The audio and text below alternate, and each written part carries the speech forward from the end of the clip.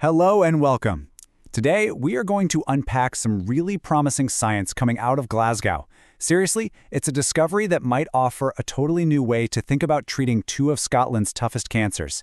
All right, let's get right into it. So the big headline here is just wow. Scientists think they've found a way to basically flip an off switch on the growth of liver and bowel cancer cells. Now, this isn't just some small adjustment. We're talking about a potential breakthrough that goes right after the very engine the disease uses to spread. So, which cancers are we talking about? And why is this such a big deal? To really get why this discovery is so important, we first have to understand the scale of the problem. This kind of research doesn't just happen in a bubble. It's a direct answer to a really desperate need. Just look at this number for a second. 1,700. That's about how many people lose their lives to bowel cancer in Scotland every single year. It is still the second most common cause of cancer death there.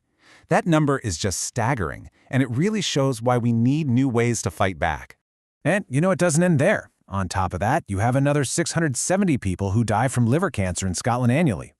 When you start adding these numbers up, you really see the devastating mark these diseases leave and feel the urgency that's pushing these researchers to find better, more effective treatments. So the big question is, how did they do it? This is where things get really, really cool. We're going to break down the biology here. And don't worry, it sounds complicated, but the idea behind it is actually pretty brilliant and elegant. Okay, so it all revolves around something called the WNT pathway. The easiest way to think about it is like a traffic light system inside your body for cell growth.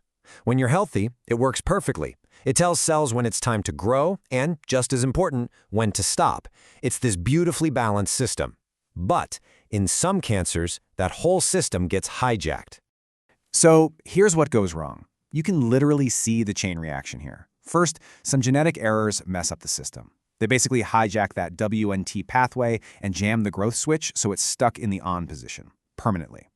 This then causes a huge spike in a protein called NPM1. And that last step? Well, NPM acts like a foreman in a factory on overdrive, just screaming for more and more protein production, which is what fuels the out-of-control growth of tumors. The cancer is literally using our own body's tools against us. And this is the breakthrough. The researchers figured out that if you can introduce a treatment that specifically blocks that one protein, NPM1, the whole destructive process just falls apart. See, without NPM1, the cancer cells can't make the proteins they need to keep growing. And, this is the best part, blocking it lets one of the body's own natural tumor fighters wake up and do its job, stopping the cancer's growth. It's kind of like cutting the fuel line to the cancer's engine. Okay, so we've dug into the science. Now let's pull back and look at the bigger picture. What could this actually mean for the future of cancer treatment? And why is everyone so excited about this particular approach? The lead researcher, Professor Owen Sansom, said it perfectly. The key here, the absolute game changer, is that this NPM1 protein isn't really needed for our normal, healthy adult cells. That means a treatment that blocks it could be super targeted, going after the cancer cells while leaving the healthy tissue alone. I mean, think about that. It's a world away from traditional chemo that often feels like a sledgehammer to the whole body. This is precision. This is what everyone in cancer therapy is aiming for. Kill the cancer with as few side effects as possible. And that brings us to this final, pretty powerful question.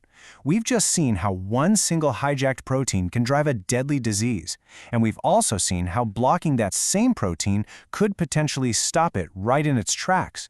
It's really just a testament to how incredibly precise modern science is becoming, and it offers a genuine beacon of hope for a future where we can fight these cancers in a much smarter and much safer way.